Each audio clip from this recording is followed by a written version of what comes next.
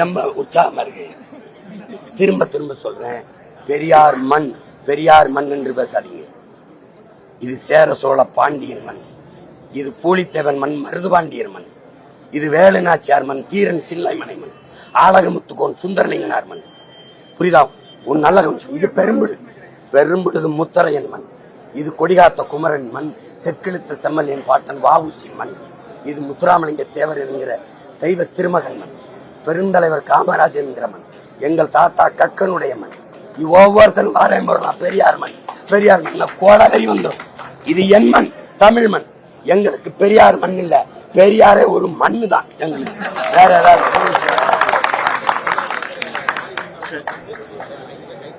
அதுதான் அதான் வீட்டுக்கு போறேன். இங்க பாருங்க, நீங்க எல்லாம் சொல்றீங்க சட்டம் ஒழுங்கு நல்லாட்சிலாம் சொல்றீங்க.